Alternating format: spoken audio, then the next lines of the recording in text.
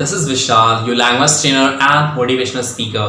Guys, आज हम बात करने वाले हैं कुछ नई क्लासेस की, लेकिन लास्ट टाइम भी बात करूँ तो लास्ट टाइम हमने बहुत ही प्यारी सी क्लास पढ़ी हुई थी that how to use well. मैंने आपको बताया था कि वेल का यूज हम अपनी कॉन्वर्सेशन में, अपनी बातचीत में हम कैसे कर सकते हैं, लेकिन आज हम बात करने वाले हैं वेल की नहीं, आज हम एक बहुत ही प्यारी सी क्लास करने की बात करने वाले हैं और that is your is am are. आज हम बात करने वाले हैं कि हम अपनी इंग्लिश कॉन्वर्सेशन में, अपनी बातचीत में हम इज एम आर का यूज आखिर कैसे कर सकते हैं। तो आइए शुरू करते हैं। डियर, जैसे कि मैंने आपको बताया कि आज हम पढ़ने वाले हैं इज एम आर, यानी कि आज हम पढ़ेंगे कि आखिर that how can we use is am are, आखिर हम इज एम आर का यूज अपनी इंग्लिश कॉन्वर्सेशन में, अपनी बातचीत में, अपनी बोलचाल में हम कैसे कर सकते हैं। आज मैं ये आपको बताने वाला हूं। तो चलिए शुरुआत करते हैं और शुरुआत आपकी यहां से होती है। सबसे पहले आपका आता है कंडीशन। सबसे पहले हम बात करने वाले हैं कंडीशन की। कंडीशन यानी कि उसमें स्थिति क्या होगी, सिचुएशन क्या होगी कि कौन से सिचुएशन में हम इज एम आर का यूज करेंगे। तो देखिए इसके लिए बहुत ही बड़ा कंडीशन है। देखिए 24/7 आवर्स, 24 घंटे में हम जरूर कुछ ना कुछ कर रहे होते हैं। वो चाहे मैं अपनी बात करूं, चाहे आपकी बात करूं या किसी थर्ड पर्सन की बात करूं,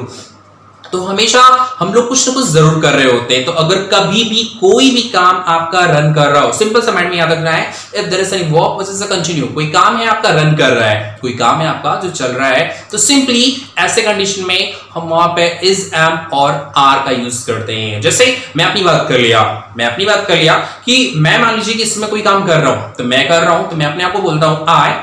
जी हाँ, मैं अपने बोलता हूं आई। और याद रखिएगा कि एम का यूज पूरी इंग्लिश में सिर्फ और सिर्फ आई के साथ ही आता है और किसी वर्ड के साथ बिल्कुल भी नहीं आता है। ये आप हमेशा याद रखिएगा। हाँ, ये नहीं कि एम का यूज आप किसी और सब्जेक्ट के साथ करिए तो वो आपका गलत हो जाएगा। तो चलिए, तो सबसे पहले हमारा आई आ जाएगा और आई के साथ आ जाएगा आपका एम। और एम का जिस बात, जो भी काम, whatever you are doing right now, जो भी काम आप कर रहे हो उस काम को आप फर्स्ट फॉर्म में रखोगे और रखने के जस्ट बाद उसमें हम ऐड कर देंगे आईएनजी।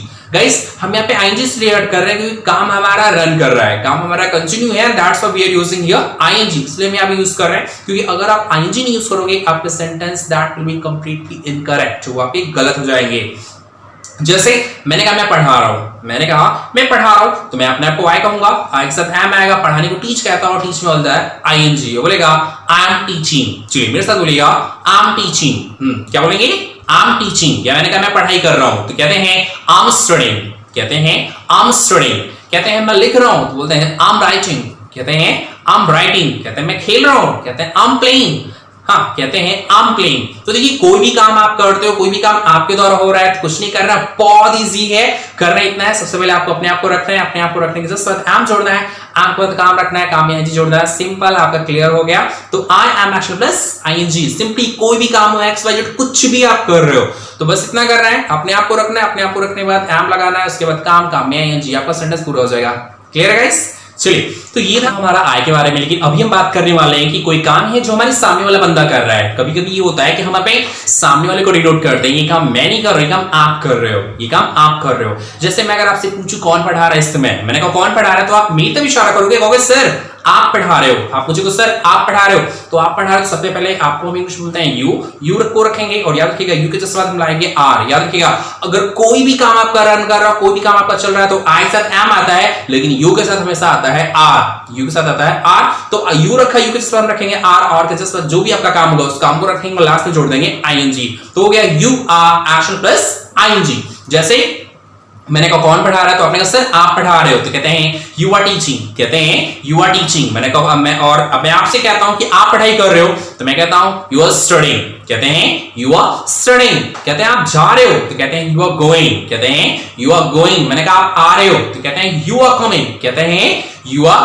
कमिंग। कहते हैं आप खड़े हैं, तो कहते हैं यू आर स्टैंडिंग, कहते हैं यू आर स्टैंडिंग। तो देखिए ये भी बहुत ही प्यारा सा है, सिंपल सा है, बिल्कुल भी हार्ड नहीं है, सिर्फ करना इतना है।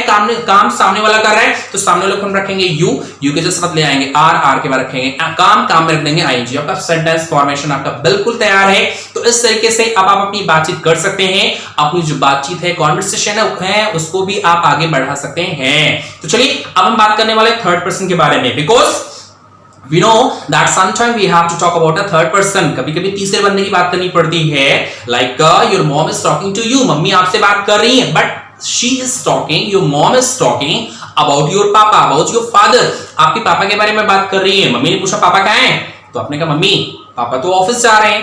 आपने कहा मम्मी पापा तो ऑफिस जा रहे हैं। Listen, right no you are sorry, यहाँ पे आप हो और यहाँ पे आपकी मम्मी है, तो आप और मम्मी दोनों लोग मिलकर के पापा के बारे में बात कर रहे हो। It means you are talking about a third person. तो थर्ड पर्सन हमारा हो जाएगा यहाँ पे ही। और मैंने आपको अपनी लास्ट क्लासेस में बताया था ही सिर्फ यहाँ पे थर्ड पर्सन नहीं हो गया। He, she, my father, my sister, my brother, my uncle, जो भी होगा they all the third person. ये सारे के सारे हमारे थर्ड पर्सन ही हैं। तो सबसे पहले हम थर्ड पर्सन को रखेंगे और थर्ड पर्सन को रखने के बाद उसके बाद हम जोड़ेंगे इज। मैंने अभी आपको बताया था कि एम का यूज सिर्फ और सिर्फ आई के साथ आता है। काम अगर रन कर रहा हो तो यू के साथ आर आता है, और काम अगर यहां पे भी रन कर रहा है यानी ही के, तो ही के साथ आएगा ये आपके इज। तो ही इज, इसके जस्ट बाद आपको काम रखना है, एक्शन रखना है, और एक्शन में आपको जोड़ देना है आईएनजी। आपका सेंटेंस पूरा हो गया। तो he is action plus ING. जैसे ही की बात कर ली आपने, कहा मम्मी ही जो है ऑफिस जा रहा है, तो कहते हैं he is going to office. कहते हैं he is going to office. कहते हैं पापा ऑफिस जा रहे हैं, तो कहते हैं my father is going to office. कहते हैं my father is going to office. आपने कहा पापा जा रहे हैं, तो आप ये भी कह सकते हो पापा इज गोइंग टू ऑफिस। बोलते हैं पापा इज गोइंग टू ऑफिस। चलो, कहते हैं मम्मी खाना बना रही है, तो कहते हैं mom is preparing food. Mom is preparing food. मैंने कहा मेरी सिस्टर पढ़ाई कर रही है, my sister is studying. My sister is studying. कहते हैं मेरा भाई जा रहा है। कहते हैं मेरा भाई जा रहा है। तो कहते हैं माय ब्रदर इज गोइंग। कहते हैं माय ब्रदर इज गोइंग। तो गाइस ये भी आपको बहुत ही प्यारा सा है, सिंपल सा है, कुछ नहीं करना है। पहले थर्ड पर्सन को रखना है, उसमें जोड़ना है हमें इस, इसके जस्ट बाद काम में आईएनजी। आपका सेंटेंस पूरा हो गया है। चलिए, अब हमने इनको तो अलग अलग पढ़ा था, लेकिन अभी हम पढ़ने वाले इनको एक साथ पढ़ने वाले हैं। तो अगर कोई काम आई करेगा तो आ जाएगा I am action plus ING. अगर यू करता है तो you are action plus ING. अगर कोई काम अगर थर्ड पर्सन करता है तो ही और she is action plus ING. जैसे मैंने कहा मैं पढ़ा रहा हूं, तो कहते हैं सॉरी मैं पढ़ा रहा हूं, तो कहते हैं आई एम टीचिंग।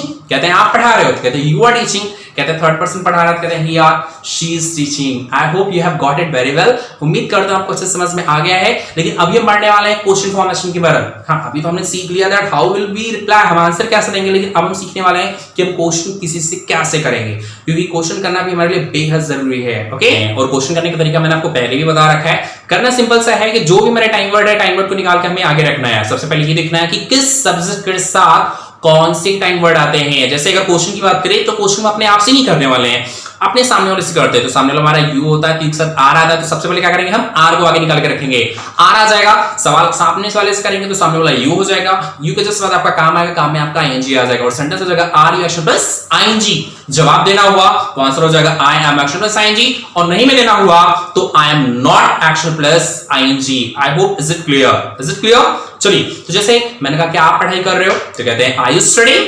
हाँ, कहते हैं आर यू स्टडीइंग। आपने कहा मैं पढ़ाई कर रहा हूं, तो कहते हैं आई एम स्टडीइंग। और आपने कहा मैं पढ़ाई नहीं कर रहा हूं, तो कहते हैं आई एम नॉट स्टडीइंग। ऐसे ही थर्ड पर्सन की बात कर लिया, थर्ड पर्सन की बात कर लिया, तो मैंने आपको बताया थर्ड पर्सन हमारा he, she, my father, my sister, my brother है, और इनके सभी के साथ सिर्फ और सिर्फ हमारा आता है इज।